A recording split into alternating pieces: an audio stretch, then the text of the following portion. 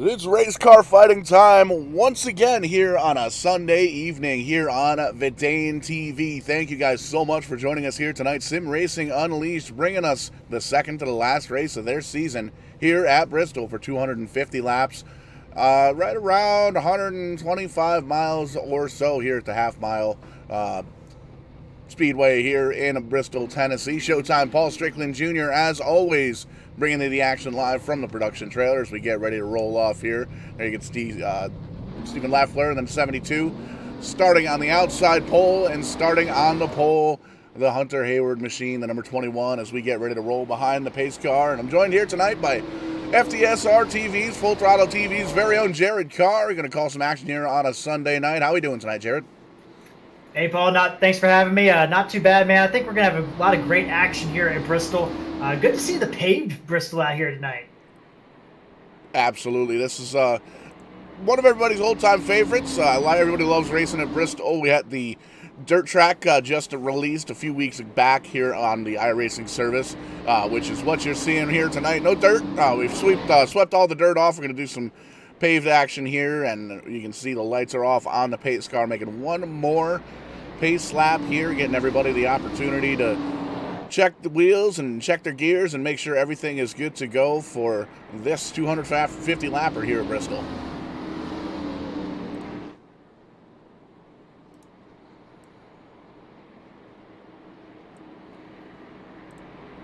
Very exciting season here, and you can follow along with everything these guys are up to at SimRacingUnleashed.com. You've got your schedule, your roster, all sorts of good stuff, past champions and everything like that. Really excited to see who's going to come home with that championship trophy next week. Pretty cool to see. A little bit on the unique side with this league is they're going to close out the season at 100 laps at Talladega next Sunday. So that's going to be a big time race. Green flag in the air, and there you can see this shot from the number 21 of Hunter Hayward. He's going to jump up to the early lead, and he's going to bring that 77 car with him, Mark Whitley. Those two in contention for the championship. We saw Mark Whitley lose just a couple of points last week to Hunter Hayward throughout the race once it came down to it. But Hunter Hayward still trying to chase down Mark Whitley for that championship. And Paul, you look at that start, 32 of Joseph McWhorter. What a start he had, jumping around 2 or 3 cars. He's already got himself up to 4th position on the track. As you can follow along up on the top of your screen there, the running order finally catches up to where we are, and you can see just where your favorite driver is running. And you can also check out vidane.net/web timing if you want to follow along at home, either on your phone or a tablet or another screen, even if you've got one of those, and you'll be able to see exactly what we're seeing and see where your favorite driver is here throughout the race. And we've got a side-by-side battle for second. Exactly what Hunter wants to see. He looks in his rearview mirror. He's got about a half a second lead over the 77 and the 72, and looks like we're going to give that spot over to the 77. Mark Whitley going to fall into that second hole for now. Yeah, that was a good move by the 77 there. You got to get the positions while you had the opportunity. This track really wears out the tires as the run goes on, and already called a green flag look to it. Yeah, these guys had a lot of practice throughout the week here. They know it's coming down to championship time, and we can see the 04 car down on the apron. Looks like he's going to be coming down, or he's actually exiting pit road, it looks like. Caution flag out on the speedway.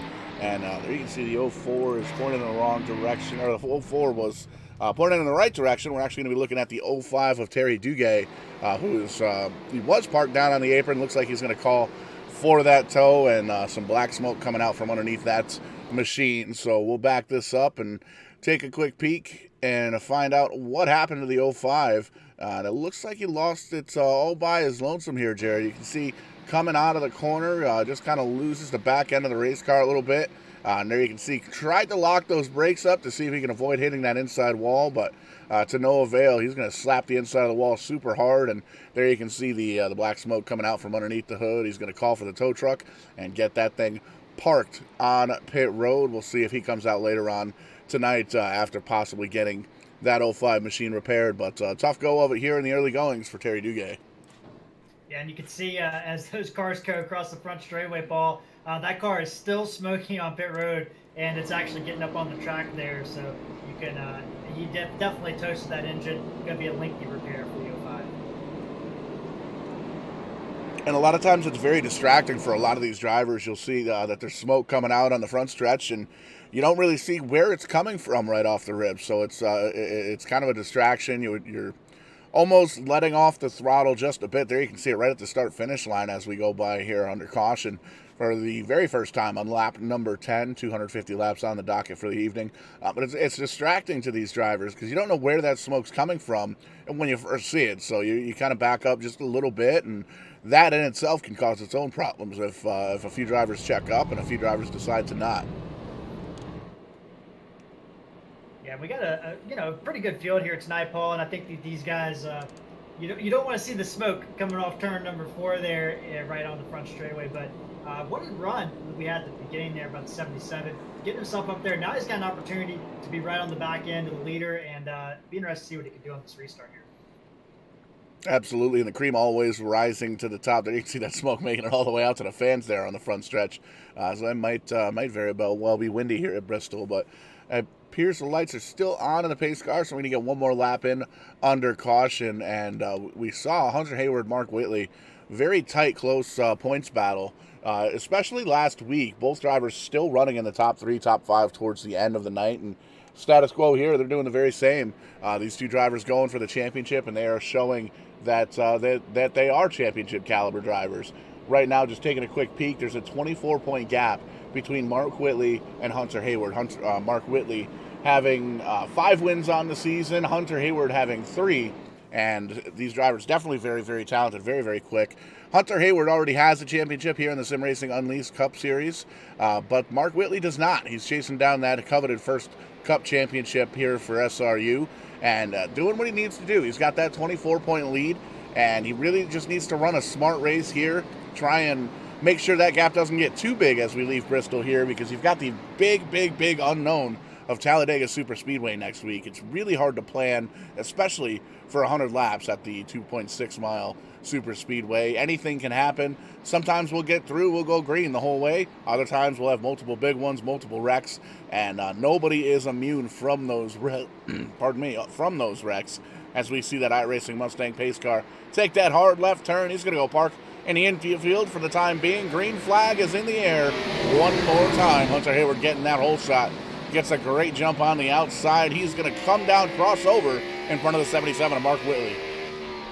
Yeah, that 14 car, Paul, on the start there, got up into the wall, really checked up everybody behind him, but everybody did a great job getting around him, and we got a battle going on to the front. And there you can see, you can hook a tow chain up between the 21 and the 77. 77 going to give him just a little bit of a tap, let him know he's there as he peeks on down low here in 3 and 4. Hold on to it for the 21 for right now. Hunter Hayward holding on to the lead. And a good run off the corner by the 77 there. And like you said, Paul, this is a huge race. You don't want to lose 2 points having that wild card race to end your season out at Talladega next week. And right now the 77 just stalking Hunter Hayward in the 21.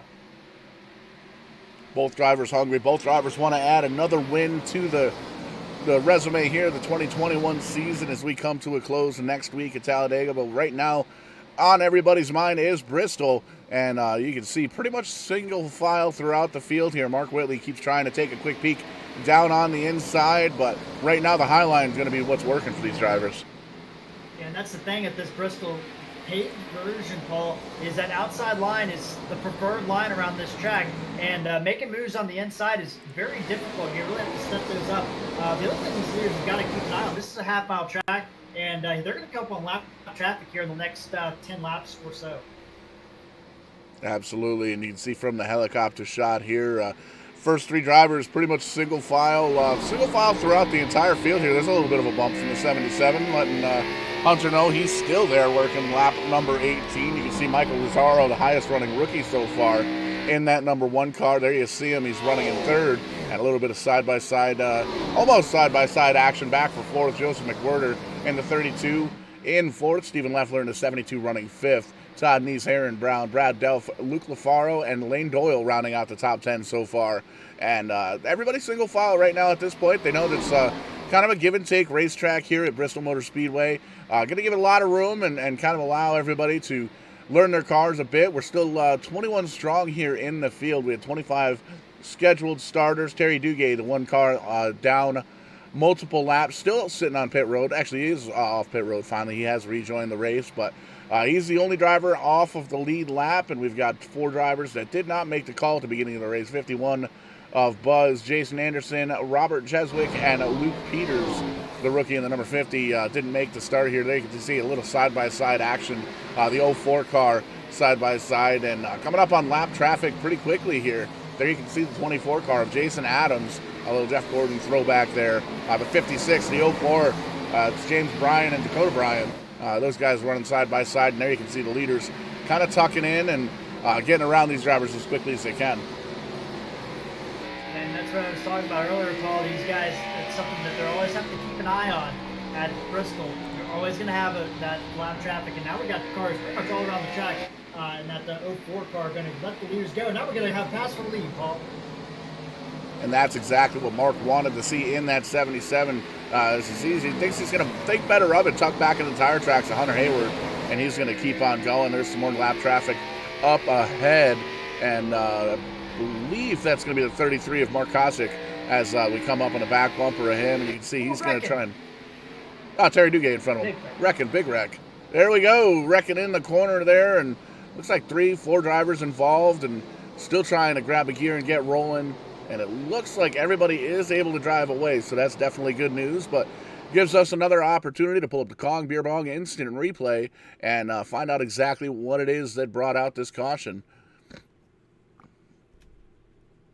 Here we're going to focus in the Voodoo Ranger number 14 car. He's down low, the 18's up high, and 3 drivers going for the same piece of real estate. It looks like the 32's involved, and there you see the 5 Elaine. He gets sent around as well. Some contact between the 14 and the 34. We'll take another quick peek at it here and show you what went down. But that's a tough break. Still very early on in this race, and these drivers not really expecting to get wrecked this early on. Lap 30 of 250 here, and there you can see a nice wide-angle shot. Couple of drivers involved. Little tap on the inside wall, tap on the outside wall. Smoke all over the place, but again, everybody able to drive away, and that's definitely good news. No blown motors or anything like that. So still going to be racing here at Bristol Motor Speedway, working lap number 30. This has been a very quick race for these guys, Paul. And, you saw that wreck. I mean, but, the thing about Bristol and any short track, that little damage, it's not going to stop them. They're going to continue to be able to go out there and race. As long as you don't have a blown engine like the 05 did, that car is still good to go. Couple of drivers coming down pit road to get service. Most of these guys involved in that wreck, so you'll see they're going to get the virtual hammers out here in the iRacing service, bang out some of the sheet metal, and possibly put some tires on there. We've seen the past couple of weeks here on Vidane TV, tires have been the order of the day, and a lot of different strategies when it comes to tire wear. A lot of racetracks in the past couple of weeks that really abuse the tire wear here, and it's interesting to see. Some drivers are going to come out as soon as they can and get tires, and take advantage of the quick lap time. Some drivers are going to kind of wait and see if they can maybe cut out an entire pit stop throughout the race. But a lot of different strategy going through these drivers' minds right now. 250 miles, or 250 laps rather, is a long race here at Bristol Motor Speedway. It's half the distance that the NASCAR Cup Series drivers ride. So tall order here on the docket here tonight for the Bristol 250. Yeah, it is, and you have to have that tempered aggression at this track. You're going to have to be able to be patient because it is such a long race, but then at the same time, you got to be aggressive and make up those positions when you have that opportunity to do it.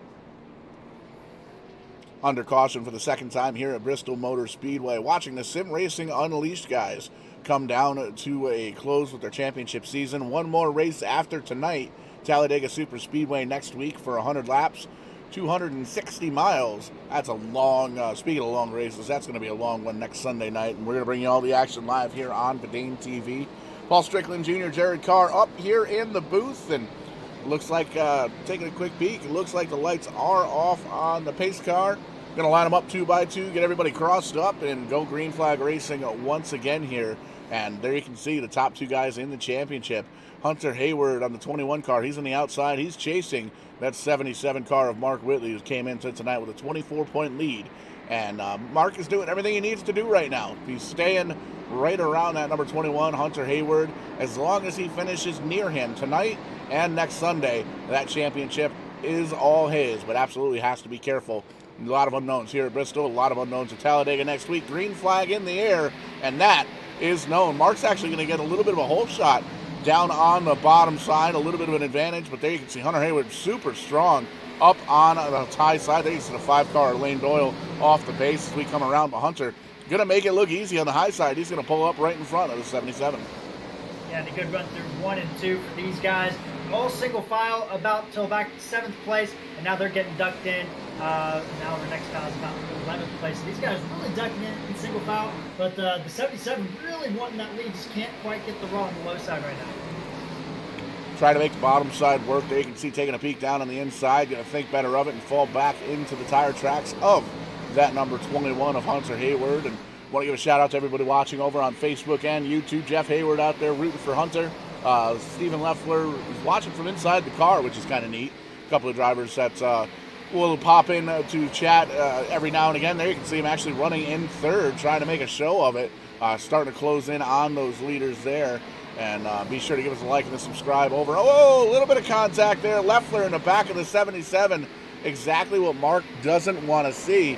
That's going to, you see the 72 backing up just a little bit. He's going to gather his thoughts and open up the door for the 1 car on the outside. The highest running rookie, Michael Rosario, going to try and move up towards the front. There you can see moving into the 3rd position. And Leffler still dropping back.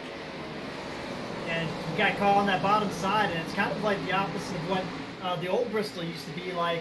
You get caught on the high side, you get the freight train. Now you get caught on the bottom side, you get freight train. And that 72 car continued to move back, and he's going to drop outside the top 5 hole. Todd Neese gets by. I haven't talked about him too much. There he goes in a 26 Publix machine, and behind him is going to be Aaron Brown, the 2nd highest running rookie. He's going to get by for the 5th position. Braden Perez in the 91, the DoorDash car. That reminds me, I should probably call some DoorDash, see if they're still open. I haven't eaten dinner yet. But he's going to make it look easy on the outside line, and we've seen it all night long in the first 40 laps here. The outside is definitely the place to be. Yeah, and then you got this first pack, Paul, probably about 15 cars, and then you got this little lingering second pack. They're about 2 by 2 back around about 20th position back there, and those guys are going to make it hard for leaders if they don't get organized here in the next few laps. Yeah, it's one of those things when you got a bunch of fast guys up front. There you see Terry Duguay struggling to hold on down there on the bottom of the 05 car. The 04 going around the 9. The 9 taking up a lot of racetrack up there. Brian struggling with the handling of that race car just a bit. But you can see the 24 car is going to get by for that position. Reckon on the front straightaway. It's the 05. 05 of Lane Doyle. Hey, oh, that's not Lane Doyle. Where's the 05 car? 05, Terry Duguay. There you can see gets a point in the right direction. Going to come down pit road, closed pit road, so that'll be a quick penalty there. But Time to back up another Kong Beer Bong instant replay. Got a good bit of use out of the Kong Beer Bong this weekend at Stafford Motor Speedway here myself. Obviously, Verdane TV likes to remind you to drink responsibly, but check those guys out. Kong.2drunk.net gives you the ordering link. It's essentially a hardened plastic koozie with a funnel on the bottom of it. Get rid of a lot of beer really quick and be the life of the party with Kong Beer Bong. But we'll pull up this instant replay, and it looks like the 05 lost the car once again by himself, struggling with the handling of that race car here at Bristol Motor Speedway. And you can see coming off of turn 4, just loses almost exactly identical to about 20 laps ago. Loses the back end of the race car, comes on down, and tries to spin the tires and gets shot up the banking almost right in front of some of the lead lap cars. And he thinks he's going to think better of it, come down pit road, and he's going to get some service to that car, see what it is they can do to try and get that thing adjusted up and make him just a little bit better here. That was very a hair-raising moment if you're Hunter Hayward, Mark Whitley, and those guys. Definitely seeing that 05 slide back up the racetrack. But overall did a good job. I mean, that's the problem. You bounce off the wall here, and the car kind of becomes like a ball, and it just bounces around. But no harm, no foul. We're going to get under a third caution. These guys get regrouped again. Closing everybody up onto the back bumper of the leader, the 5 car of Lane Doyle, going to be the free pass car. He's going to be the first car on the lead lap, or first car, last car in lead lap. Easy enough for me to say. And looks like 77 maybe taking a peek down pit road. It's just waving as he goes by. It doesn't seem like he's going to come down just yet. That might actually be a penalty there for the 1 car coming down, hitting that commitment cone, shooting that down into the wall there. We'll have to see what the iRacing service does there. But Mark Whitley just kind of running on the apron at this point. Might be saving a little bit of fuel. Try and turn this into a fuel mileage race. We've seen that happen at Bristol multiple times in different simulators, different real-life races, and pretty much all over the place. You can see the 1 car having a little bit of fun with that cone. Actually got it to stick on pit wall that time. Yeah, he was the orange cone. They have lives too. Orange cones matter as well. But it seems like he's going to hit every cone. He hit the orange cone, he hit the blue cone. He's going to... Oh, nope, went underneath the car. He's got to be careful with that. That cone might actually get up underneath the car and tear something up. The iRacing service, as the days and the years go by, they get more and more realistic with these cars. And it's so good to see with iRacing that they've got a really good product, and they never cease to amaze me.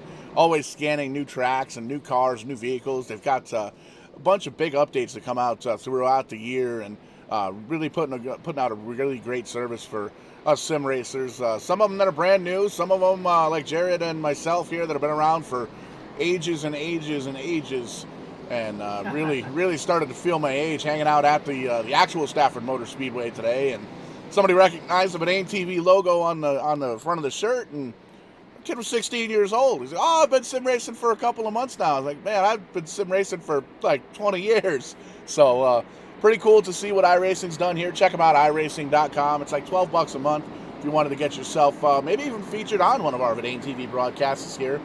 Broadcast. You can definitely check it out. But there goes the pace car. Here comes the green flag. Hunter Hayward on the outside. Mark Whitley down low. Doesn't get the start he needs. That's going to give the opportunity for Hunter Hayward to really come up in front of the 77. Oop, caution again. There you go. Yeah. You see the 04 backed into the outside wall. Lots of heavy damage in the back. Oh, the 9 car's upside down. You can see he's going to call the pit, or the tow truck will pull up the Kong Beer Bong replay once again, and that is a hard hit for those 2 drivers. And you'll see exactly why the caution flag comes out right from the start. There you can see the 04 up on the high side, and the 9 kind of comes up. Doesn't look like there was actual physical contact there. We'll have to explain that. There's definitely some contact there with the race wall, the outside wall there. And well, Jared, you know the rules. Once the driver leaves all 4 tires, we got to take a look at the inside of that race car for the replay. And this is what the 9 car see. Nope, this is what the 21 car saw. This is what the 9 car saw. A lot of ground, a lot of sky, ground, sky, fans, ground, fence. Pace car went by. So that's a tough break for Byron Bartlett in that 9 car. Going to be multiple laps down by the end of this caution, but It's crazy to see. There you can see up front the 24 Jason Adams getting the wave by at this point, working caution at number 3 here on lap 52. Yeah, it looked like that was a product of wheel spin, Paul. These guys just got a little bit hairy there, and but luckily, again, even with that car flipping around, I think he'll be fine and be able to get back out there. So under caution once again here at Bristol Motor Speedway.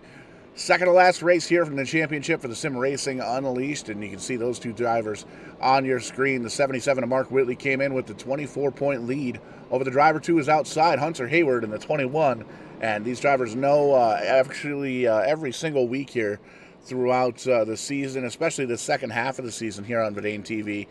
These two drivers have been right next to each other throughout most of these races, finishing in the top 5 over and over again. And you can check out all the results, all the schedule, everything like that, SimRacingUnleashed.com. These guys race 4 nights a week. Here you can see the Cup Series on Sunday nights. Wednesday night, the Xfinity Series, easy enough for me to say. Friday night Truck Series and a Thursday night Modified Series. And they are looking for drivers, it appears. So you can check out the website and find out how that's going to work. But man, oh man, I'm looking at this points battle. It's insane to see these two drivers running 1-2 in the points championship. They've got, between the two of them, Mark Whitley's got 12 top 10s in 12 starts, and Hunter Hayward has 11 top 10s in the same amount of starts, 9 top 5s for Mark Whitley, 11 for Hunter Hayward, and then when we talked about the wins earlier on, 5 for Mark and 3 for Hunter, and Hunter's got an opportunity to potentially tie Mark Whitley for the number of wins if he can come home with a win here tonight and a win next week at Talladega, but winning at the half mile and then winning at the Great Big Super Speedway the very next week is a very tall order for any driver in any simulation. And Paul, you look at the points, and Mark Whitley 20 bonus points, Hunter Hayward 15 bonus points. That's the difference. That's why they're so far out there, and it shows you just how important those bonus points are when the season gets down to it. Yeah, that DoorDash driver, Braden Perez, is actually third in points, but he's 94 points back. He does have an opportunity to kind of get a little bit closer to those drivers. There you can see currently running in the 6th position on the outside there in the 91 car, but doesn't have a mathematical shot at the championship this season. So we're going to have to see what the 9th season will bring, or what the 10th season will bring here for the Sim Racing Unleashed Cup Series. And there goes the pace car. Here comes the green flag. Hunter Hayward with the shot again. Spins the tires just a little bit, but he's going to hold on to the lead over Mark Whitley. And these guys battling hard this time. It seems like they're less reluctant to get in single file, and you see a battle for 3rd place right now. That's the 1 and the 26 right now, Rosario and Nice. Oh, sliding the 1 car did off the 4. Great save by Michael Rosario. Again, the highest running rookie. Not showing any rookie moves right there. That was definitely some heads-up driving. Getting a little bit squirrely and holding on to that race car, holding on to the 3rd position. You can see Mark Whitley keeps peeking his nose down there on the inside, following along with the leaders here. A great battle for that 1st position between the championship contenders. But there you can see back for 4th on back. A little bit of a hornet's nest. You can see Perez in the 91. He's holding tough in that 9th position. He's got Todd Nice in front of him and the 18 car of Aaron Brown behind him. He's side by side with Leffler as well for that 7th position. And these guys, that's the battle on the track right now. And this group is not really spread apart a lot, Paul. It's really kind of stayed together this time around. And last time we saw them spread out very quickly. These guys rubbing the wall through turn 1 and 2 right now, getting right up against it there. Kind of going back through the field there, you can see Steven Leffler, one of the racing admins here for the Sim Racing Unleashed. He's running in that 7th position. You see David Nees, who's back there in 8th in the 27 car with a side-by-side battle behind him. There's a damaged 97 car, Kyle Nadeau, missing the hood of that race car, so he must have definitely gotten into a little bit of contact. He's working around, trying to get around the 20 car of Luke LaFaro, but he's got Lane Doyle coming up in the 5 car as well to join the party. So, the 97 just blew his motor. That is not good. Caution is still, or green flag still going to get out. He's going to get down out of sight of the racing groove, but that is a tough break for the 97. Had to have been some big contact with that 97 car to blow the motor like that. Yeah, probably maybe some contact on that last incident. And then, that tape, you're so used to running 50% tape. But if you have any damage on the front end, you're going to have to take it off. Otherwise, you're going to have that situation. But we're going to stay green here at Bristol. We can see right now the air temperature here at Bristol, 86 degrees. There's that wind, 4 miles an hour, heading in the west direction. So that might be why we saw all that smoke coming off of pit road earlier. And looking at the track temperature, 93 degrees. So definitely a little bit on the warm side here at Bristol, going to affect the driving styles a bit. And running that hot, if you're running a lot of tape and you've got nose damage like that, it's a recipe for disaster for the engine builders here in the iRacing service. But still running for that 10th position. You can see a great battle here between the 20 and the 27. Nice on the outside, LaFaro on the inside. LaFaro going to jump right in front of the 27 car. He's actually going to pull away just a little bit here. You can almost tell the 20 car is really good on entry, but the 27 seems to have his number coming off of the corners. I think he's actually going to back up quite a bit here into the 34's front bumper, the 34 car of Gory Bodenon, I believe is how that's said, one of the rookies here of this series. And he's got the 44 behind him, who just kissed the wall there as he passed the start-finish line. Yeah, Paul, you look at this group. Last time we were talking about how it's spread out there again. Right now we got 3 drivers kind of battling for the lead, but really we have a 10-car pack, and then we have spreading out starting to go. As we get further back, we got some stragglers toward the end of that pack. Oh, and Rosario, I thought he was going to look underneath the 77 there of Whitley, but like against these guys are nose to tail, first, second, and third. Big time racing up towards the front. 3 drivers. You could hook a chain between those 3 drivers, and it wouldn't even hit the ground. They're running so close. Good shot from the speed cams there, and you can see that pack of drivers, that second pack, starting to kind of close in, the accordion closing up, and they're kind of closing right back in the top 3 drivers. So we've got a dogfight on our hand, and it looks like there's 7 or 8 drivers. Really, anybody's race here at Bristol. It's going to be tough, a tall order to get around the 21 to the 77, but lots of great racing still to come here, working lap number 71, all of 250 on the docket here tonight.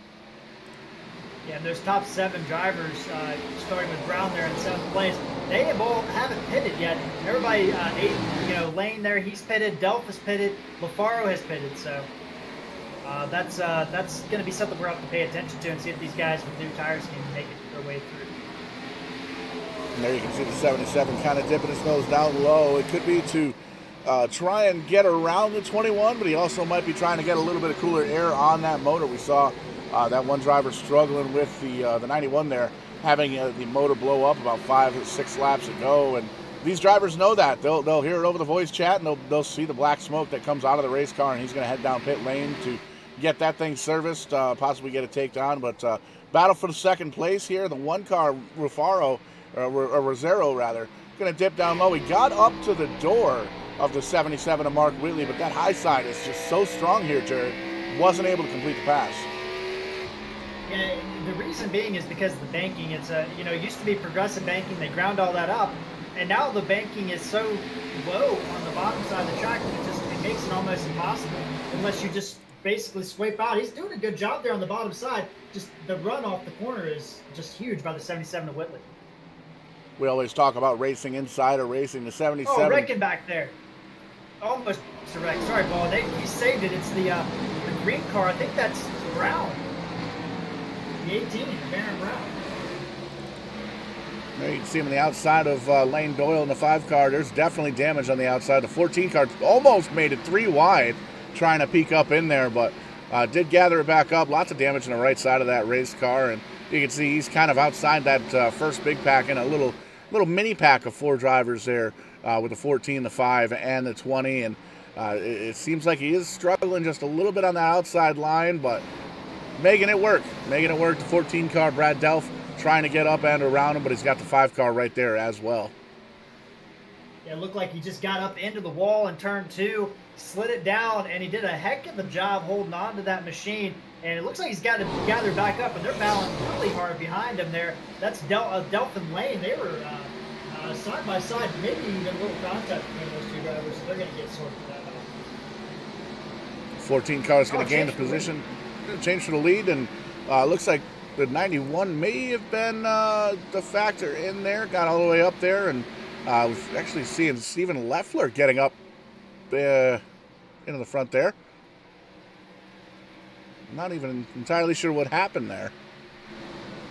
Yeah, it was a very quick move, and Paul, it looked like he just got a great run off the corner, and the 21 got a little bit loose. We don't usually do this under green flag, but we're going to take a look at a Kong Beer Bong instant replay and just take a quick peek at that pass for the lead as we get it backed up. Still green flag, no incidences here, but we're going to take a look here as the replay comes up on your screen. There you can see up in the high side, the 21, holding on to the lead, and the 72 of Leffler comes on down low, making that low side work, and may very well have something to do with tire wear. There's some 3-wide action for third on back to fifth. They can get it sorted out, and new leader 72, Stephen Leffler, moving on up. Now Leffler's going to have to deal with some lap traffic, but at the same time, the one of Rosario, he takes over second place. So the 21 and the 77, those two drivers that were dominating that first segment, if you will, Paul, have kind of started to drop back outside on the back half of the top 5 now. Yeah, it's not likely to see the 21 and the 77 struggle like this, and I'm not seeing any apparent damage on the 21, and we look at the 77 car here, the same deal, status quo. So I'm wondering if there was some sort of incident or mechanical failure for these drivers, kind of dropping back. We don't necessarily see them drop outside of the top 3 usually, but there you can see Mark Whitley holding on for now the 7th position, but he's going to go side by side, make some contact with Lane Doyle, and they're battling out for the 7th position. Hard battling all over this track right now, and you can see him. Maybe a little contact going into 3. That car has no hood on the 05, or sorry, the 04 of Lane there with no hood, and doing a good job battling right now. So you see the battle for second. Stephen Leffler is checked out. He's got a 1-second lead over this number 1 car of Michael Rosario. Michael Rosario, pardon me, the highest running rookie here tonight so far. Brad Delph going to slide into the 3rd spot. Braden Perez, the DoorDash driver, he's going to be in 4th. Todd Neeson, the 26 public ride, rounding out the top 5. We have to go all the way back to 6th and 7th place to find Hunter Hayward and Mark Whitley, Aaron Brown, Luke LaFaro, and Lane Doyle rounding out the top 10 so far. And lots of racing action to go. Lap number 91 on the board. 150, almost 160 laps here to go here at Bristol Motor Speedway for the Sim Racing Unleashed. Going to be a late night, and these drivers definitely going to feel some wear and tear on the old arms after this one. 250 laps at Bristol Motor Speedway, a very tall order, as we can see some side-by-side action between Hunter Hayward and James McWhorter in the 32 car. 32 car, actually the first car 1 lap down in the 32. You can see he's got a pretty quick car. He's able to hold on with the leaders here, but unfortunate incidents earlier on tonight. He's going to be a lap down. So look at this Hornet's nest, though, from 6th place on back. These drivers really doing a lot of give and take, a little 3-wide action, a little bit of contact. The 5 car, hold on to it. Nope, going to slide sideways, and that likely, no caution. He does end up saving it on the apron. Gets that thing righted. We stay green. That was a massive save by the 5 machine. But, Paul, you're looking at Hunter in that 21 machine. I mean, the fact that he was able to drop back like that, and now it seems like that car is just continuing to just get worse and worse as the run goes on. I mean, he is almost about a half a lap down to the 72 machine who's leading this race right now. Really, that shows you how much these races can change. In a blink of an eye, really, and these drivers making the laps around Bristol Motor Speedway at about 14, 15 seconds, and looking at timing and scoring, Mark Whitley 7.5 seconds back, exactly 1.5 lap down. So, and it happened very, very quickly. So Stephen Leffler doing an awesome job. He's still got about a 4/10 of a second lead over Brad Delph in the 14, Mike Rosario, and the 1 car. He's running in the 3rd position. Brandon Caress and Todd Neeson rounding out the top 5, and we're looking at the leader right now, Stephen Leffler in the 72, and you can see he's just really making that outside line work. Doesn't really have any pressure in front of him, no pressure from behind, so he's logging laps at this point. He's going to cross the stripe to start lap 99, and there you can see up in the distance just a ways, lap traffic going to be a factor within the next couple of laps. Yeah, and that's what happens at Bristol. I mean, it becomes a conveyor belt. All righty, and these guys will start to see that with all the traffic coming around here as they continue to work the laps here. Lap number 100 here at Bristol. Side-by-side action back here. The 21 continuing to struggle. And he's going to get past there again on the low side, looks like. And that's where the Hornet's Nest is right now. Battle for 5th, 6th, 7th position back there. Oh, we got contact. and that's the 18 again. He holds on to it. A little bit of, I can't tell the number on that machine, but got a little contact, a little help getting loose, but he's going to get that thing back under control. And we are still rolling here at Bristol, over 100 laps in the books. And you look ahead there at our, some of these other drivers. So that was the 70, or sorry, the 34 that got into the side of the 18.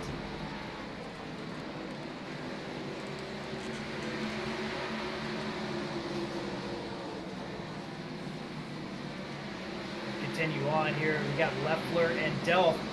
They are now catching up to each other. We're going to have a battle for the lead very shortly if we're not already on top of it. And you can see the 32 machine of McWhorter must have come down pit road, because just seeing how fast that driver is, he just passed about 3 or 4 cars on the racetrack, and he's getting ready to go around the leader of Leffler, that 72 machine. And there you can see, just made it look easy. And taking a look at timing and scoring, definitely came down about 6-7 laps to go, and most of this field still working 105 lap tires. So I'm going to slow down the pace just a bit. Looking at the lap times here with timing and scoring, Stephen Leffler, our leader, his best lap was a 15.039. His last lap was a 16.432. So almost a second and a half slower on these more than 100 lap tires. So we might be seeing some green flag pit stops come on down here very, very shortly. A lot of these drivers more than likely planning to kind of split this race into 2. I bet we'll see some pit stops once we get around that lap 125 marker. That'll be halfway. Yeah, Paul, we got a battle for the lead. Leffler is trying to pass the 34 machine, who is a lap down, but the 34 machine had the 14 of Delph boxed in, and the 34 not on fresher tires. That's a Blue, and just seems to be just holding these guys up just a little bit. And Delph is going to be the guy that's going to get disadvantaged. He's going to lose a lot of time to Leffler if he can't get around right now. And he finally clears it. And there you see it on screen, those top 2 drivers. Pardon me. Top 2 drivers up front. About 0.3 of a second separating the 2, and then it's another 2.5 seconds back to Michael Rosario. Still the highest running rookie, and there you see he's struggling with some lap traffic himself, the 04. Right up in there with him. It seems like he's still got a fast car, but he's trapped a lap down in the 26 in Nice, trying to get that Publix machine up to the back bumper, the 1 car, but he's got a rear view mirror full of the DoorDash car, the 91 of Braden Perez. Yeah, Braden Perez doing a good job right there. But, you look at this race and how it's gone so far. I'm really surprised at the comers and goers in this race. I just, as you look at the 21, Hunter Haywood is only about a straightaway from being lapped down. Actually, sorry, Paul. He is going to be a lap down here in a couple seconds. Crazy how things change here. Hunter Haywood going a lap down. No incident or anything like that. Just seems to have lost the forward momentum with that car. Going a lap down here. There's the 21, and Mark Whitley currently running in the 8th position. 2 spots ahead of Hunter Haywood at this point. So Stephen Leffler putting on a blistering pace here long into the run. Last time by a 16.468. So pretty much on par with the lap times all the way throughout the field. Everybody with these older tires running just a little bit slower. Brad Delph came down 68 laps ago, and he's still running similar lap times. And you can see he's still right on the back bumper of the 72 as they get around Lane Doyle to put him another lap down, or put him a lap down. He's got a lot of damage in the front of that car, but still bumper to bumper for 1 and 2, these 2 drivers. And you can see just how quickly they close in on the back bumper of Mark Whitley, who's got some damage on the back bumper. But 72 is going to dip down low, try and get around the 77. He's going to hold on for as long as he can to try and stay on that lead lap in case the caution flag does in fact come out. But not really going to be able to put up too much of a fight. 72 gets around, no fuss, no muss, and he's going to tow around that 14 car of Brad Delph with him. So that is a tough break for the 77 car. Yeah, 6th place. So that means we only have 5 drivers on the lead lap. 2 of them are right there on the screen right now, the 72 and the 14. Out of those, that's unbelievable that these 2 drivers have opened up that much of a gap to the rest of the field. They have a 3-second lead, almost 4-second lead now over Rosario, and Nice is also in that battle as well. Oh, and somebody slid it. That's I can't tell who that is, but it's going to bring out the yellow. I think that might have been the 44. So we'll bring it back down, and find out what happened here. Gonna be interesting. 5 cars on the lead lap, and Luke Lafaro going to be real happy here. Mark Whitley going to be even happier. He's going to be the free pass recipient, but Luke Lafaro about 2 seconds from going a lap down. And see if we can pull up the instant replay and find out what went down there.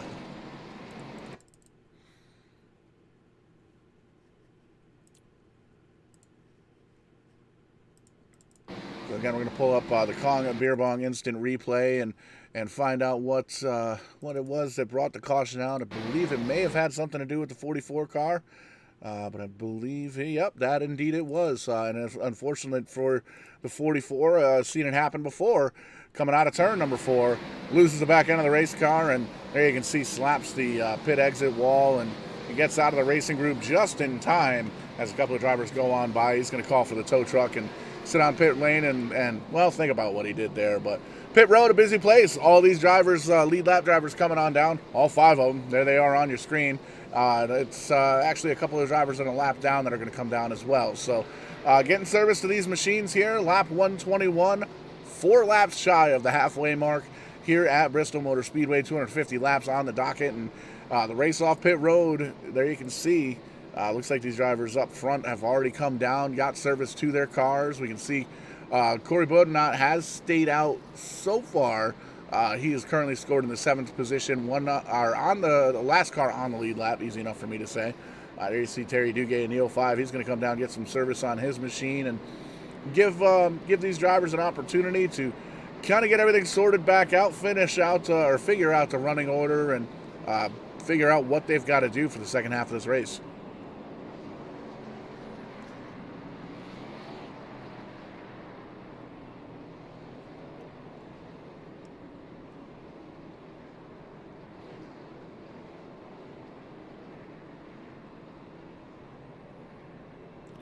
Do want to take a quick second to stop and hand out a little bit of appreciation and a little bit of a shout out to Broadbrook Brewing Company here in or Suffield, Connecticut rather. Just released the Double Hook Stafford Speedway Lager this weekend for Spring Sizzler weekend at the track at Stafford Speedway. Picked myself up a 4-pack of it on the way out the door this afternoon, and got to tell you, really, really tasty beer. I'm not usually much of a heavy lager drinker or much of a craft beer connoisseur, but I definitely do like my beer, as everybody seems to hear almost every show that we're on here. But Double Hook Stafford Speedway Lager. Be sure to check it out. Broadbrook Brewing Company. It's in package stores throughout Connecticut, and I believe you can order some of it off their website. Tasty beer. Very, very, very happy with it.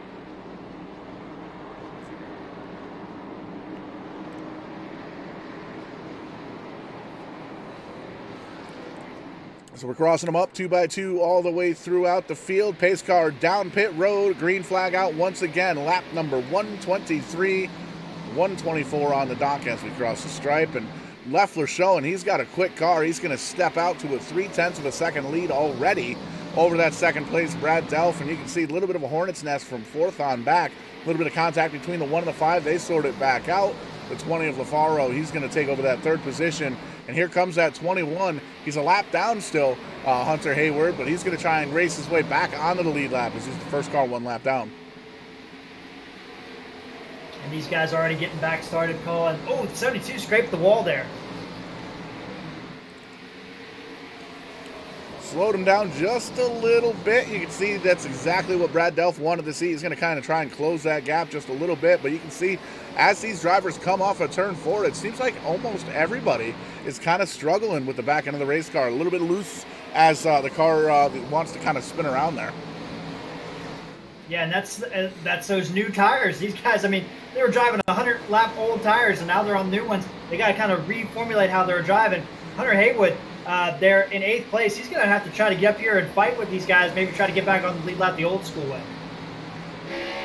There you can see him looking back on the 1 car of Michael Lazzaro. He's trying to get up around the leaders here, and just looking at the lap times, these guys are running about 1.5 seconds quicker than they were before they came down pit road to get these tires changed out, and it's definitely showing here in the racing. Everybody kind of bunched back up and feeling like Superman with those four fresh Mr. Feelgoods in the bottom of the race car. Yeah, exactly right. Mr. Feelgoods, Mr. Goodyears, and they are doing these drivers a world of good right now. But even then, with that even being said, Paul, Leffler and Delph have already opened up a 1.8 second gap on Rosario and LaFaro, two rookies there in third and fourth.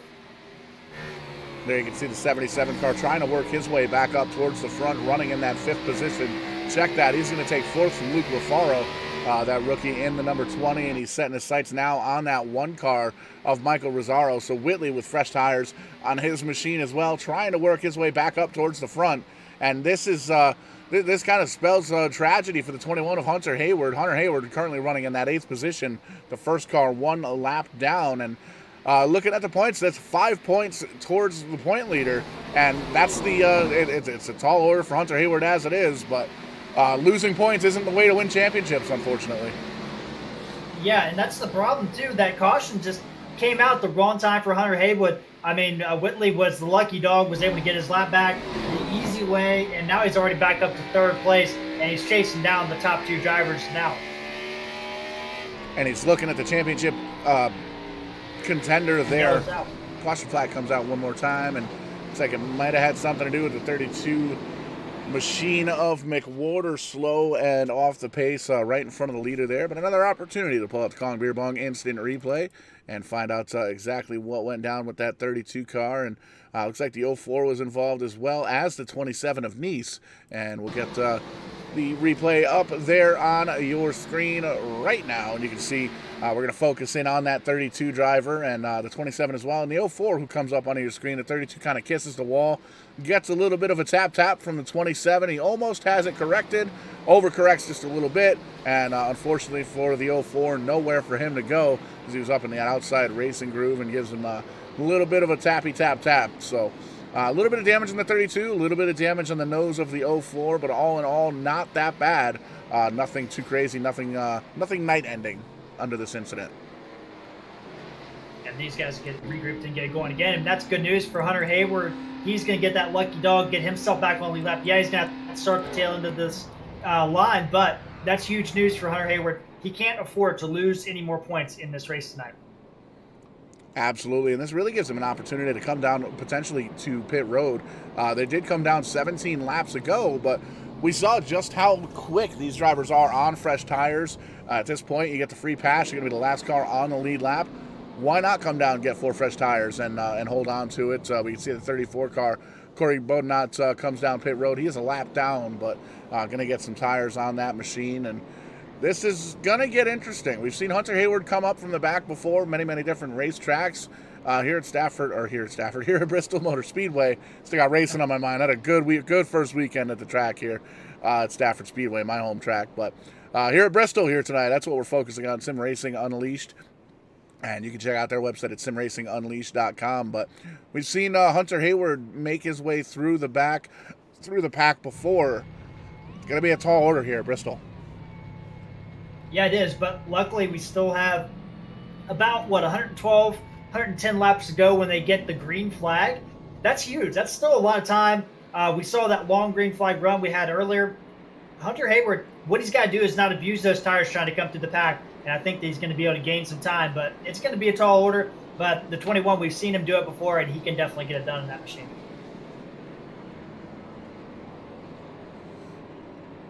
See him slow on the outside, getting that free pass. He's going to have to start on the tail end of the longest line, I believe, is what we're seeing here.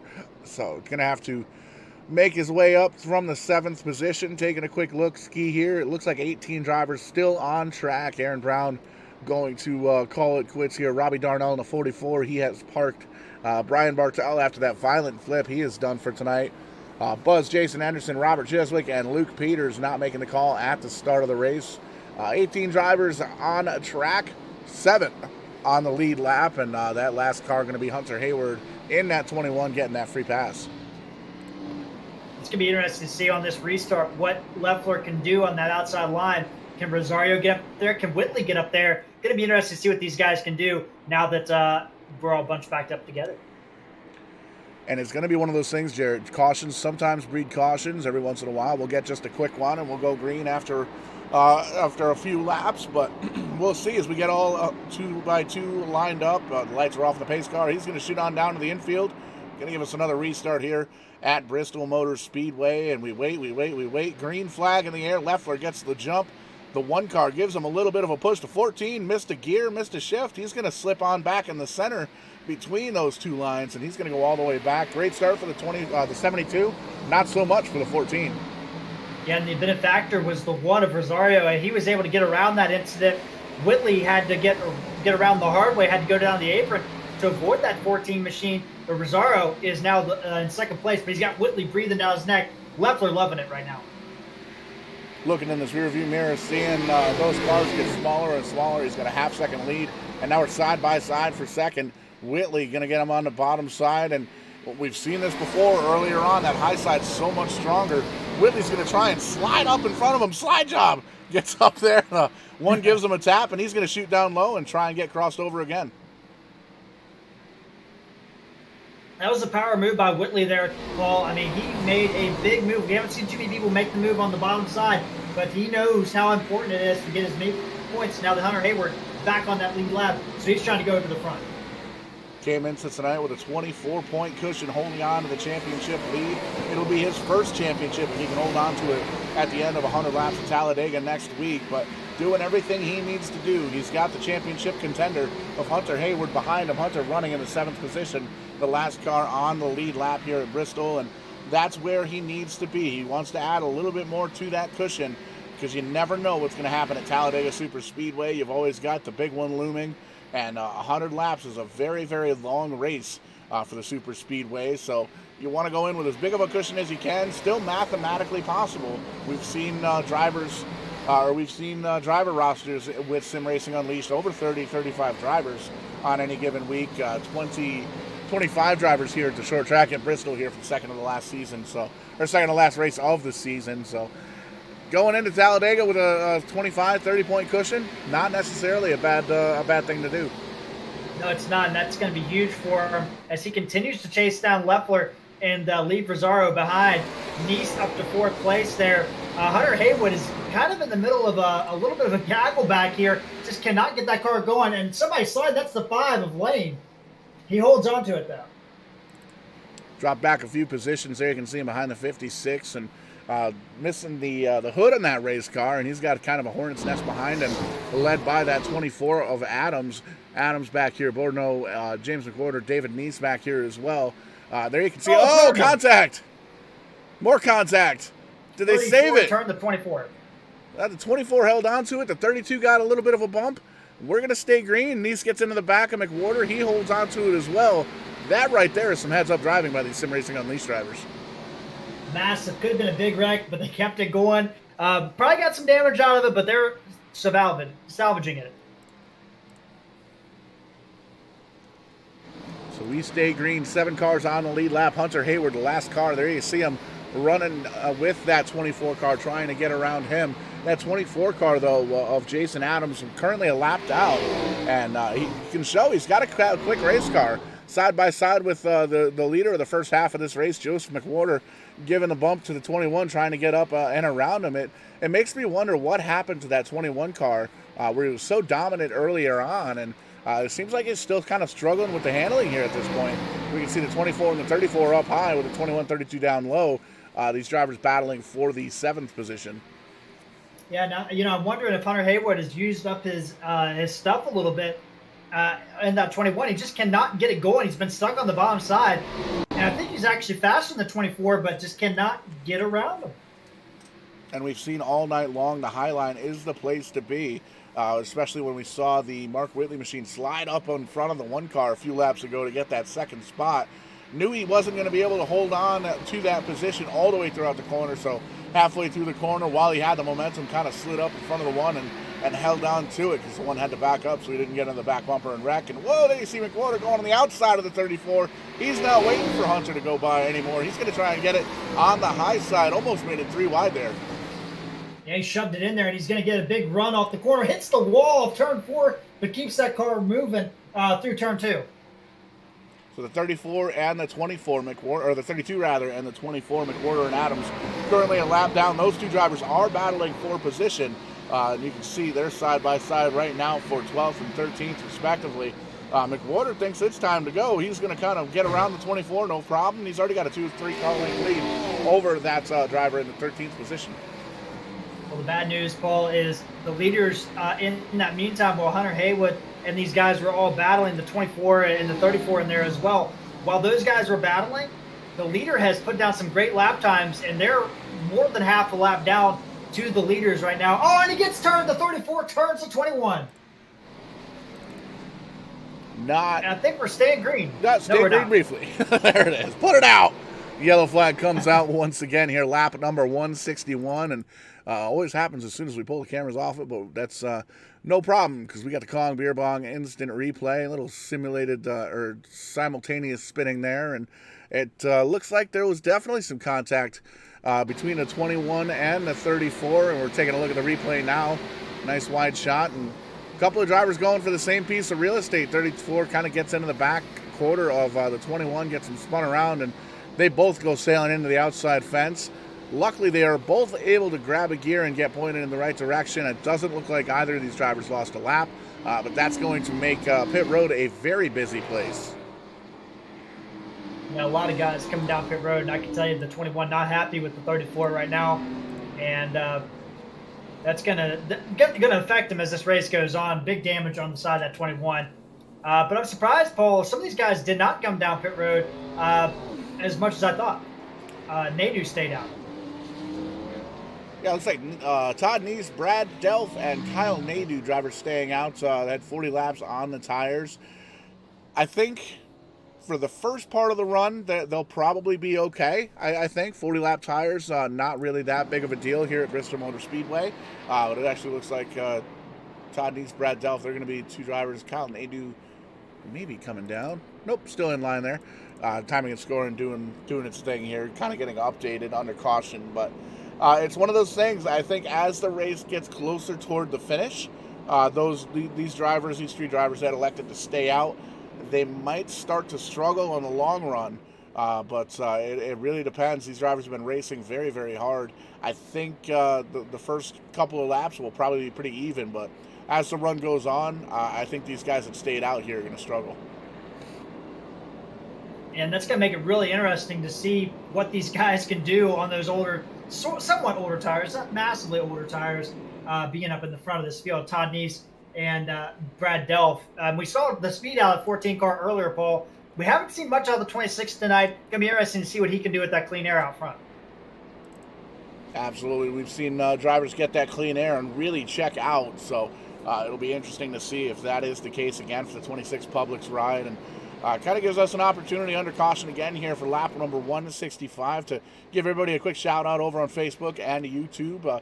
Try to keep things interactive here. Let us know who you're racing or where you're watching from, who you're racing, who you're rooting for. Easy enough for me to say. That's why it was a long weekend at the track. Sorry, folks. But Jeff Hayward out here rooting for Hunter. Danielle Leffler rating for the 72. James Lehman's out here. Ready for Thursday. We're getting ready to pick these guys up. Multi-league cup racing action coming to you Thursday nights here on Vidane TV. Very, very excited for that. Just got that paperwork back and the contract's all signed up. The ink's still wet on it. Haven't even made the announcement on Facebook, but that's going to be coming tonight or tomorrow. You'll be able to get all the action with those three leagues that run the multi-league cup deal on Thursday nights. Big time excitement brewing for those guys. But crossing everybody up 2x2 all the way through. Lights are off in the iRacing Mustang pace car. We're going green flag, one mo again. And see what the 26 can do here. Brad Delph on the bottom. Whitley always strong there on the outside, and Leffler has to come from the bottom side here as we're about ready to go green. Green flag out once again, and that's the start. Whoa, 5 car of Lane Doyle spins the tires a bit, but he gathers it back up, and the 26 car, he's going to pull that championship leader, Mark Whitley, with him. And Mark Whitley's got fresh tires. He's right on the back bumper. You can see he's going to shoot down low and try and get around a little bit of contact behind him into the wall for third place. And they keep it going, Paul. I'm surprised when they have a big wreck there. Great driving by those guys. And that's going to really influence Delph. He's going to drop way to the back of this field. That's tough for the 14 car because he's got old tires under that car, and he's going to be struggling back there now in the 6th position. He's right behind the 56, who is a lap down, but Mark Whitley getting around the 26 car with ease with those new tires. He's already got a second lead. Mark Whitley to the point. And that's not good news if you're Hunter Hayward, who just got involved in that accident. And now he's watching his rival in the championship take over the lead and at least get some bonus points for being out there. Nice and Rosario battling hard for second place. Little contact on the straightaway there. And we also have Leffler in that group as well. And you can see Hunter Hayward 8 laps down, still sitting on pit road, watching the broadcast here on Braden TV. Between first and 16th, that's 15 points, not counting the bonuses, in the favor of Mark Whitley. And that might be the icing on the cake. If Mark Whitley can hold on and win here tonight, that's going to be over 30 points between the two drivers next week at Talladega. It's a tall order. We've seen stranger things happen here on Braden TV, but I'm not sure if this season is going to be the season that Hunter Hayward repeats as champion. You can see he's parked on pit road, still right now being scored in 16th position. And that's tough, especially when you get caught up in incidents there, get caught a lap down, and all of a sudden the race kind of spirals for you. But right now it's all Whitley in the 77 up front. Battle for second place is the battle right now with Rosario, LaFaro, and Leffler all in that group, kind of by themselves. Whitley is checked out. 3.2 seconds the distance between Whitley and Rosario here in second. Looking on back to the third place of Luke LaFaro. A couple of rookies going for that second position. Stephen Leffler, the league admin, one of the veterans here in this series, kind of eyeballing it from fourth place. And you can see just a couple of different lines, actually 3 completely different lines up towards the high part of the racetrack. And everybody's trying to search for grip, trying to search for speed here as we start to dwindle down lap 177 on the board of 250 and getting closer and closer to the end here, Jared. Yeah, they are, and that's not good news if you're in that championship battle, but great news if you're Whitley, who can really almost lock this up, as you talked about. Now we have LaFaro all over the back of Rosario to the turn. He's going to push him down. He's going to try to look on the outside, coming up the 2. Can't get quite the run he needs. And you can see searching for a way around that one car, trying to get on down low, but we've seen it all night long as these tires start to wear more and more as we keep going green flag racing here. It's tougher to hold on to that bottom side. You really have to try and get around the drivers on the outside, and we saw him take a peek all the way up by that wall and wasn't able to get it done, so he's going to back into the tire tracks off that one machine. And, now he's going to look low with Leffler. Leffler taking a quick peek, taking a quick look to see if he can get around the bottom side. Thinks better of it. He's going to tuck right back into the tire tracks behind the rookie of the number 20. Yeah, and just can't. And right now, it's patient, right? You still have 60, 70 laps to go, 69 laps to go. And, these guys are going to be patient right now, knowing that the 77's really checked out and the battle's going to be for second place as they're catching lap traffic in a hurry.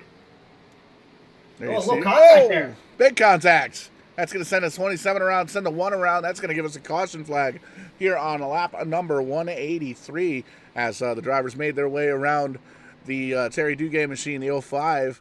Struggling tonight. He's a couple of laps down. Well, he's 38 laps down at this point. But the one car came up very, very quickly on the lap traffic. And unfortunately for him, got into the back of him and sent both drivers kind of tumbling here. We'll take a look at the Kong Beer Bong instant replay, and there you can see the 27 of Nice slowing off the pace, and as they get into the corner, the one tried to get around on the outside, the 27 was just kind of there, and the one gets into the back bumper, sends both drivers around. The good thing for the one of Rosario, he didn't hit anything, just kind of a lazy spin there on the front stretch. He gathers it back up, grabs a gear, and gets her pointed in the right direction. So no damage on that car, but he's going to get sent to the back, or towards the back of the lead lap cars. Luckily for him, though, there's only 6 cars on the lead lap.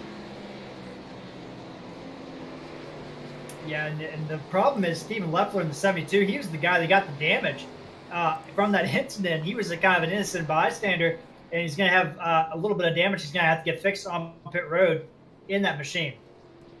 And speaking of pit road, we can see some of the leaders coming on down. Mike Rosario on the one, obviously he's going to come down pit road, and looks like he used his quick repair, a quick little pit stop there, so he's going to get that car repaired. Todd Nice, the 26 car, he's going to come down, as well as LaFaro and the 20 came down to get service. Stephen Leffler in the 72, he's going to come down as well, and that pretty much does it for the lead lap cars.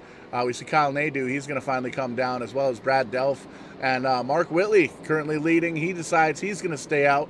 He's got 23 laps on the tires. We did see these guys make it about 123 laps earlier tonight, at the first half of the race. So can definitely make it. It's going to be a question of whether or not those tires are going to hold on, and whether or not these drivers with new tires are going to be able to come up and battle with this 77. Yeah, and that's going to be the thing, is can anybody stop the 77? We know Leffler had a great run going tonight. He did have that damage. Wonder how that's going to affect him there. Rosario, Brad Delph, now back up there. Brad Delph's had a couple bad restarts, Paul. We're going to have to really pay attention to that 14 car on the restart here and see what he can get done, and make sure we don't have any accidents there with the 14. So working lap number 187 on the board of 250 here tonight. Championship implications for the 77, doing exactly what he needs to do to hold on to the point lead. Up there, leading the race, and well, his contender for the championship out of the race. 24 laps down, currently being scored in the 16th position, and may very well lose 17th to Terry Duguay in 13 laps or so if the 05 can hold on to it. That's big. That's at the very least is 16 points in the favor of the 77, who already came in with a 24-point cushion over the 21 driver. So championship hopes for the 21 team looks like they are up in smoke at this point. But we'll see what happens. We'll see how big the field is at Talladega Super Speedway next week. It's not over till it's over, and we will definitely keep up with the points throughout the week here and bring you all the action next week. Championship night, Talladega Super Speedway, 100 laps on the board for next Sunday night. It's going to be pretty exciting. Yeah, it is. Championship decided at a super speedway, but might be decided here tonight thanks to some contacts as we're about ready to go back to green. Can anybody catch that 77 and make a race of this? So there goes the pace car. He's going to go down to the infield, and we're going to wait for that green flag to come out, and there you see it. The one car, the 77 car, green flag, 26 laps on the tires for the 77 car, and it seems like he's doing okay. He's going to hold on to that top side and start to pull away. He's already got about 2/10 over second place. Big start from the 77 as he continues to increase the lead already. Rosario is going to clear out ahead of Lafaro. You got Nice there in fourth place. Leffler in fifth with a little bit of damage. He's going to dive on the inside, try to make something happen on fourth. Try to get that bottom side work. We haven't seen too many drivers get that done, but he does have fresh tires. Just came down pit road, so now's the time to do it before the tires start to wear out. You can see, smoke coming out of turn number 4. Looks like that's going to bring out the yellow. The 04 pointed in the wrong direction on the apron. Still green flag. Looks like he is going to be able to grab a gear and get rolling here. There you see the damage on the front of that car and on the back of the car. Still green flag though, so that's good news. Tough break for the 04 as he goes another lap down. 04 and 56 got a little bit together there coming off turn 2. Wrecked down the back straightaway. 56 got it gathered up a little bit quicker, and he's going to stay there. That's Brian there in the 56, just ahead of the race leaders. He's looking to probably lose another lap, unfortunately. The 77 car really picking them up and putting them down at this point. 55 laps to go as they cross the stripe, and there you can see the leader getting on down and around that 56 Monster Machine. That Monster Machine is tore up. He's looking like a modified, like an SK modified we saw at Stafford Motor Speedway this past weekend, and struggling trying to get to the end of this race here. Currently running in the 10th spot, now 2 laps down is Dakota Bryan, one of the rookies here this season. But the story of the night, Mark Whitley running in the top 2 for the first half of the race. A little bit of race gremlins there since he and Hunter Hayward back towards the back of the pack. Came down pit road, got 4 fresh tires about halfway through this race. Mark Whitley now back to the lead. Hunter Hayward on pit road, or down in the garage area, done for the evening. Currently scored in the 16th position. So big-time championship storyline here tonight. Looks like the 21 might be up in smoke. Wrecking on the back straightaway. It's the 5 and the 56. That's going to bring out a yellow right in front of the leaders. Oh, you saw the leaders. Oh, the 32 of McWater misses the brake pedal. He gets himself tags the 5 car as he's trying to get that thing slowed down. But we'll give it another opportunity here to take a peek at the Kong Beer Bong instant replay, and we're going to back up the tapes and take a little look-see here and see what happens. And looks like two drivers looking for the same piece of real estate. Never actually happens. It works out very well in that case. But here we can see a couple of damaged drivers. Driver cars there. Lane Doyle in the 5, the 56 car of Dakota Bryan. And we'll play here. The 5 kind of tags the wall there as he comes up. He gets around on the high side. Monster run for the 5 car. Gets around, and 56, the spotter just didn't tell him clear. It looks like he's going to tab the side of the 5 car. Whoa, there's the 34 getting on by. Big hit for the front of the 56 car, and the 32 with Jason McWhorter comes on down and gets that thing down to a stop, and looks like he might have picked up a little bit of damage as well for that. But it's a tough break for a couple of these drivers. Yeah, it is, and that's the unfortunate thing. They're coming down pit road 32.56.04, all on pit road right now as we speak. But now you got, if you're Rosario, LaFaro, or Delph, you got an opportunity here to kind of reset, get that thing going, and see what you can do with the 77 on this restart, because he's been killing them on the restarts every time now. So it's looking like 8 drivers on the lead lap. Mark Whitley up front, and Michael Rosario, Luke LaFaro, Brad Delph, Todd Nees, Kyle Nadeau. 97 car having a great run here tonight. Just Stephen Leffler in the 7th position, and Braden Perez rounding out the lead lap drivers. Joseph McWhorter in the 32.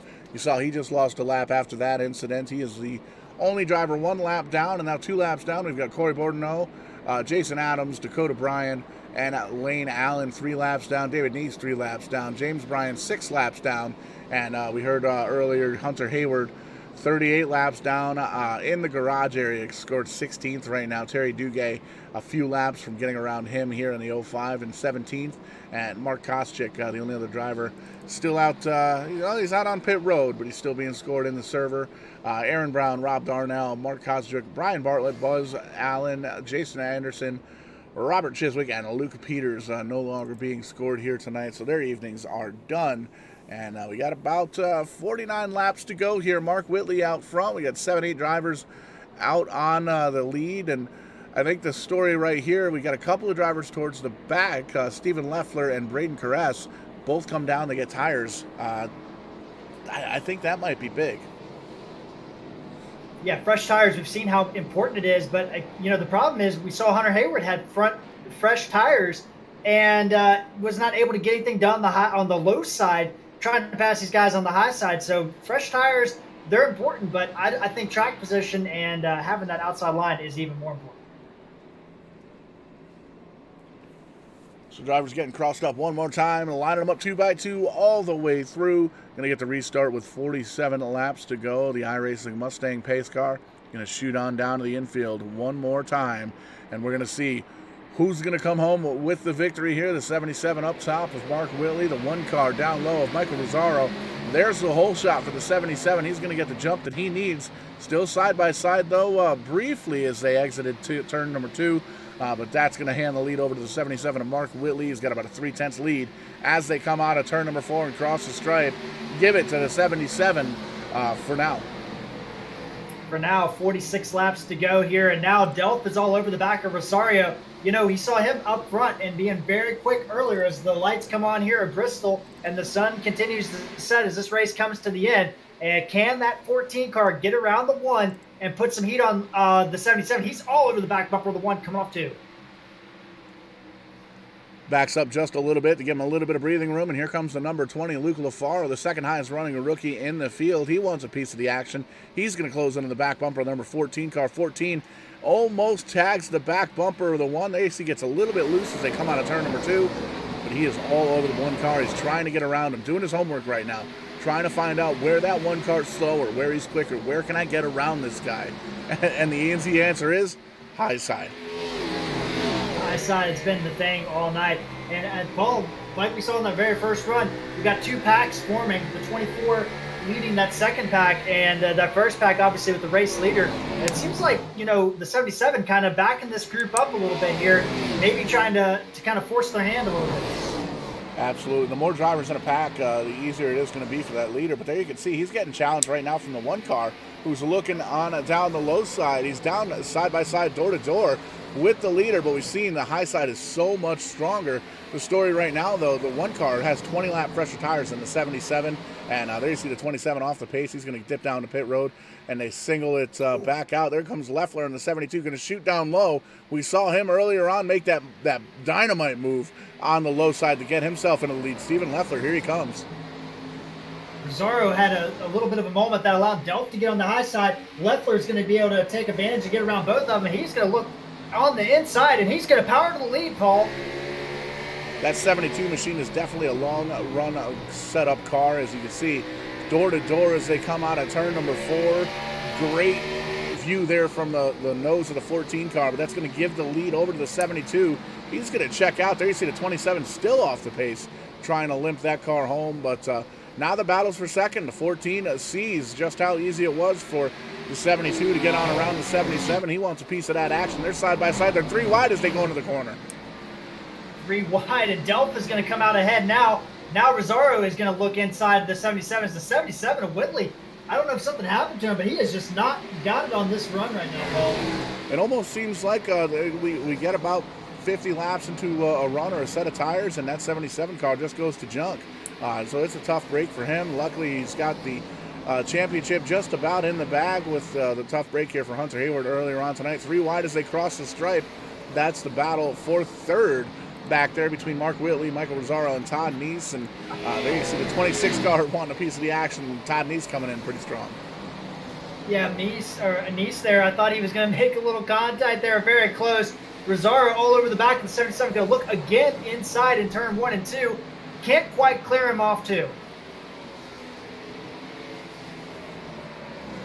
Action heating up here in the closing laps here at Bristol Motor Speedway. Been a great race here so far for Sim Racing Unleashed. Second to last race here in the season. You see Neese going to get on down low in that 27 car. He is currently being scored in the 13th position, 6 laps down, but he does have fresher tires and kind of making it tough for some of these drivers up front. You see he's actually going to pull down low and let these drivers do their thing, the lead lap drivers. So 91, Braden Perez, here he comes. He's running the 5th spot. He's got fresh tires. He wants a piece of the action. He wants to try and get around these guys. And you can see he's going to start to force the issue here, being a little bit quicker on fresher tires. Yeah, and he's going to get up there, get himself into 3rd spot. Oh, no! And now, contact. 77 car gets the boot. Yellow flag going to come out here on lap 219. 30 laps to go here at Bristol Motor Speedway. And man, oh man, these championship drivers are definitely starting to get more and more frustrated as here at Bristol Motor Speedway. Been a long night for championship contenders Mark Whitley and Hunter Hayward. And man, it just it keeps adding a little bit of fuel to the fire. But we're going to look at the Beer Bong instant replay, and 77 kind of goes up, taps the wall just a little bit, and there you can see the contact between he and the one car gets him sent on around, and the one car doesn't hit anything, and it looks like Mark Whitley damage on that car from all the incidents. He's going to come down pit road, get 4 tires put on that thing, and bang out the virtual sheet metal a little bit and see what he can end up with. It looks like he might actually be using a quick repair here. As you can see, a lot of damage has been repaired on that car, so that's good news for the 77. He's going to be scored in the 8th position once they come on by, and that's going to be the last car on the lead lap. There's a 97 car. We saw him actually blew a motor earlier on tonight, and he's still on the lead lap. The 97 car got that quick repair used up for the 97 Lowe's machine, and still a little bit of damage, but holding tough. Currently scored in the 9th spot. Steven Leffler up front. Brad Delf, Braden Perez, Joseph McWhorter, Todd Neese, Michael Rosario, Luke Lafaro, Mark Whitley, and Kyle Nadeau, the 9 drivers on the lead lap. Jason Adams being scored in 10th, 2 laps down. Nobody 1 lap down here at this point. Dakota Bryan, Casey Bodnott, 2 laps down. David Neese in the 27, 6 laps down. 04 of James Bryan down there on pit road, currently being scored in the 14th spot, 19 laps down. Terry Duguay, the 05 car, struggling here tonight, 42 laps down, but still holding on to 16th. He just got around the second place driver in the championship, Hunter Hayward, who's done earlier on, currently being scored in 17th. He's done for tonight. Aaron Brown, Robbie Darnell, Mark Koscheck, Brian Bartlett, Buzz Allen, Jason Anderson, Robert Cheswick, and Luke Peters done here for the evening. And going to be done for the evening here very, very shortly. Less than 30, almost 25 laps to go here once we get the green flag. And up front, Steven Leffler showing that he's got kind of got a late race bloomer in that race car. We saw towards the end of that long green flag run we had earlier tonight, the 72 very, very good on the long green flag runs. And don't necessarily have a long green flag run to go to the race, but definitely showing his car is very, very fast. Yeah, he is. And now he's got to have this little bit of time left. I mean, only about 25 laps to go when we get the green flag. Not a lot of time to get things done as this race comes to its conclusion. So lights are off, lining them up, getting them crossed up 2 by 2 all the way through. Is this going to be the final restart here tonight with 25 laps to go? Do cautions breed cautions? Anything goes here at Bristol Motor Speedway. We've seen time and time again here on Vidane TV. Sim Racing Unleashed bringing us the Bristol 250. Second race left to go here in the championship battle, and then we're off to Talladega next week for 100 laps to decide a champion. But the pace car is going to make that left-hand turn down into the infield one more time, and we're going to wait for that green flag to pop out. 17 down, 14 up high, 72 down low. Green flag in the air. Everybody all over the back bumper of the driver in front of him. But Leffler going to get the whole shot, and Braden Perez moves himself into the second position right off the rip. They're battling hard for the lead already. Oh, and, reckon. Contact. They're staying green, but contact. Delph was caught up in there. If we stay green, 3 wide in turn 2. 3 wide from 4 wide about a half a lap ago. We stay green, and that is a nod and tip the cap to the driving styles here, the Sim Racing Unleashed boys. That should have been a big wreck. That definitely should have been a caution, but everybody able to hold on to their steering wheels and grip that thing pointed in the right direction, and that is good news. But up front, battle for the lead side by side. That one car, Michael Rosario, a rookie here tonight, trying to make it happen down on the bottom side. He's going to get up to 72. 72's into the wall. He scrapes the wall just a little bit. The one gets loose coming out of turn number 2, and he's going to back into the tire tracks of the 72, and he's going to go right back after it as they cross the stripe, give it to the 72. But that one car coming on strong. Michael Rosario, does he have enough in the last 20 laps to get up around the 72 car? This is huge for Rosario. He is doing such a good job there, but we've seen how difficult it is to clear somebody. He gets it done off the turn. What a move, as Leffler has to undercut him. Gets it. Oh, go! Contact again. The one car into the 72, and there's Braden Perez in the 91. He's trying to make it happen. Here comes Mark Whitley in the 77. He wants to make his way up towards the front. He's got fresh tires under that machine, and that's exactly what the one car wanted to see. Michael Rosario looking in the mirror. Those cars are getting smaller and smaller as we've got less than 20 laps to go here. Now they're side by side for second. Leffler and Whitley, those drivers very, very strong, but as is the 91 of Perez, he is strong tonight. The 26 of Todd Neese, he is strong. Luke LaFaro, he showed that the 20 car, he has been very, very strong here tonight, as well as Kyle Nadeau. So some big-time powerhouse players, 2nd through 7th. You can throw a blanket over the top of them. Yeah, that's a massive battle, and I'll tell you what, Rosario is loving this thing. I mean, he is checking out. Now we finally got Whitley clear. Can Whitley chase down that one machine? Oh, my goodness. The 72 got loose through the turn, holds onto it. He was at Bristol Dirt for a second. So they wrecked again, and they hold on to it. Still green flag. The 91 car slamming the outside wall. Hard contact for that 91 DoorDash machine, and you can see way off the pace at this point. You can see he's probably going to try and limp this thing around. But man, oh man, Luke LaFaro, big-time front-end damage on the 20 machine. The 97, where the heck did he come from running in the top 5 after blowing a motor earlier, getting that thing crossed up? He's going to try and get around the Steven Leffler machine of the 72. He's going to do it on the low side with ease. Move him up to the 4th spot. Todd Neese is holding on to the 3rd. Mark Whitley now has his sights set on the leader, Michael Rosario. But he's got a tall order if we don't get a quick caution here. 1.2 seconds the distance between that one car and the second place car of Mark Whitley. Yeah, it's going to be really difficult for Whitley to chase him down as we're down to 14 laps to go. And, Nadeau now up into 4th position, doing a great job. Neese in 3rd. Leffler's dropped all the way back to 5th. Might have got a little damage on that accident. 11 laps to go as they cross the stripe. Michael Rosario, a rookie this season, holding on to the lead right now. 1.4 seconds of distance, and here comes some lap traffic. Going to get around the 05 of Terry Duguay, multiple laps down. The 56 is the next car in front of him. He is also multiple laps down. That's Dakota Bryan in the 11th spot. He's going to get around him. No fuss, no muss. And that's going to cross the stripe one more time. 10 laps to go. 11 laps to go. Nope, 10 laps to go. Just kidding. For the one car of Michael Rosario, having to really focus at this point. Coming up on Jason Adams in the 24, going to put him another lap down. Really needs to focus, really needs to hit his marks at this point. 5 miles to go, less than 5 miles to go here in the Bristol 250. 24 lets him go, and now the one got clear sailing. Cam Whitley get there. I don't think he's going to be able to get it done. Rosario trying to get his first career win of the season as a rookie, and I mean, what a move that one car made to get to the front. Taking a quick look at the website over at SimRacingUnleashed.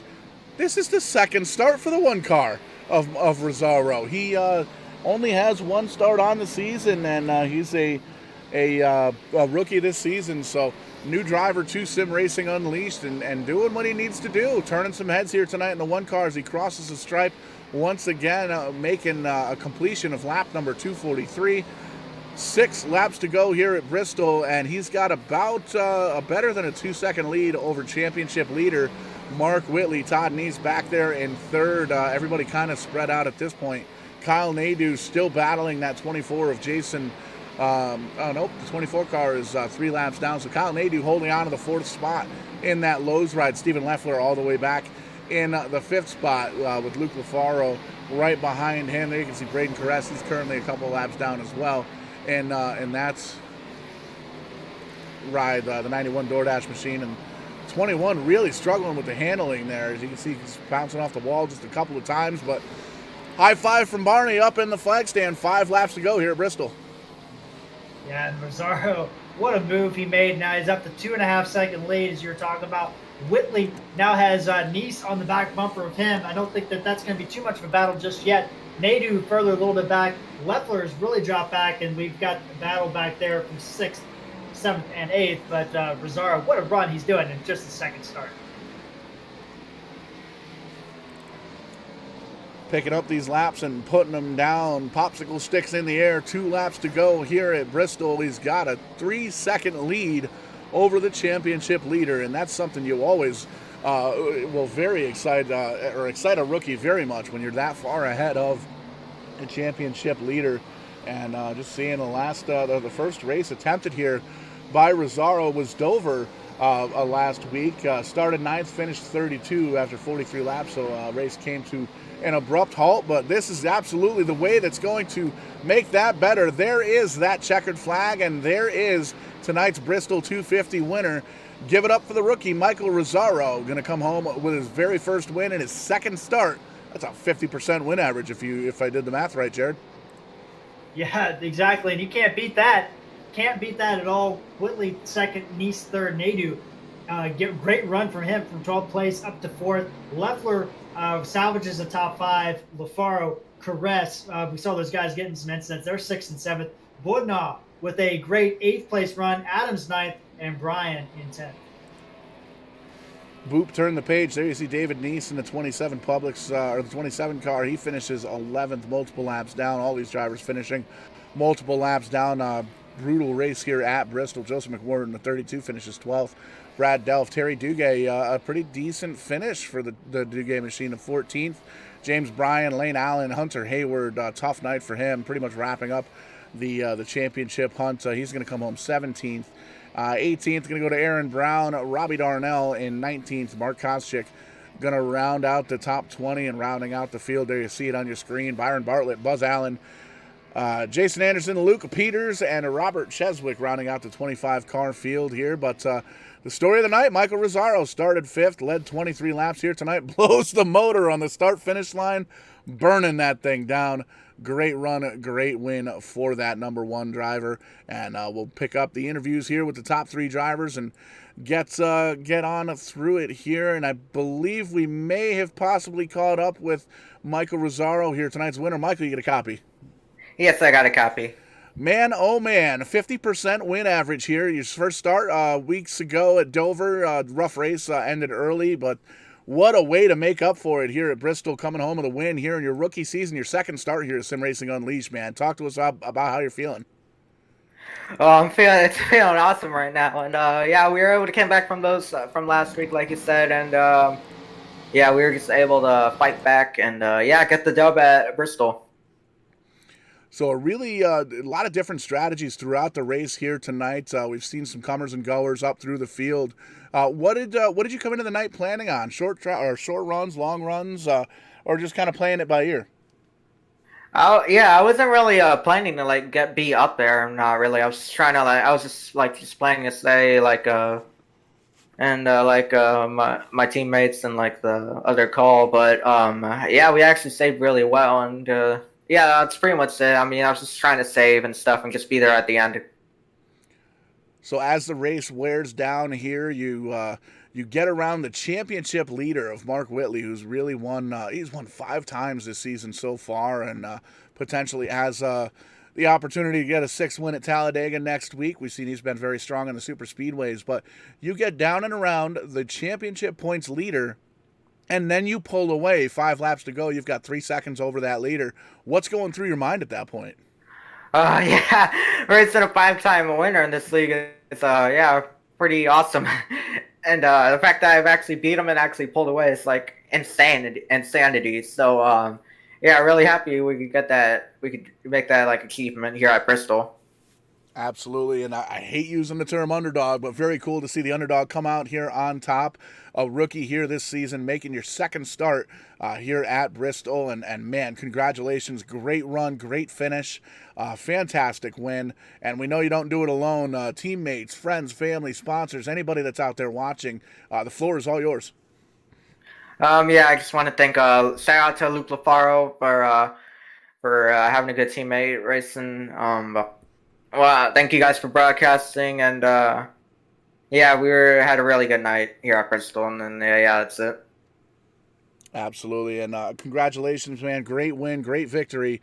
50% win average now. What do you got for Talladega next week? Uh, yeah, I really love the super speed racing. I mean, I think I enjoy the package pretty good, and well, we usually have some ups and downs, but hopefully this next week will be an up. So yeah, really excited for next week. Absolutely. Well, hey, congratulations, man. Great win. Go celebrate.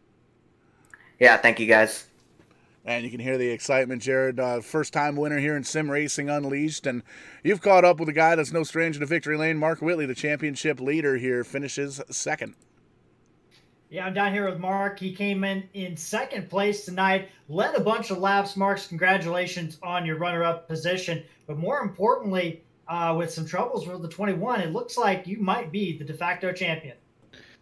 Yeah, a lot of math crunching earlier in the week, and I think the best Hunter could have done coming into this was tie me, and then I think I was going to beat him on the tiebreaker, but this kind of puts it without the shadow of a doubt that we got it now. So, yeah, excited about it. Wish I could have got that win. A little disappointed in it. I saved a set of tires there toward the end, trying to make it where I would be on good tires, but I think we got jacked up there with a couple cars on that restart, and one car got away, and he's just gone. I burned my tires up trying to run them down, and Todd about got by me. But it was an up and down night. Yeah, in retrospect, compared to a lot of other guys, it was probably a pretty good night. But a little disappointed, but pretty good. Just a nice smooth run. My luck here has not been the best, so I'll take a second place.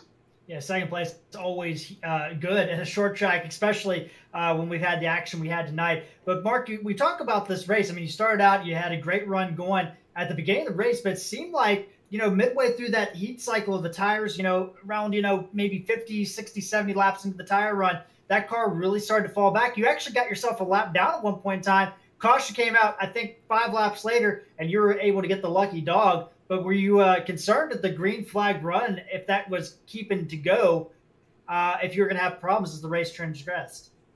I wasn't sure. I thought those guys that got biased and lapped us, I thought they were on a little bit fresher tires. I'm not sure. I'm going to have to go back and look. But, yeah, Bristol here, I'm pretty good on the short runs, but when you get in these, 50, 60-lap runs, something about it, just I guess the way I drive it, it just kills I don't have any center rotation. I have to slow down a lot, and it was just interesting. I know that caution came out. The leaders got by me, and I was trying my best just to stay in front of them. And I think I forget who it was, but we were running for the lucky dog, and he had got up under me, and I dove it in the next corner trying to stay in front of him. And then the caution came out, and if I wouldn't have done that, he probably would have had it. So we got a little luck there.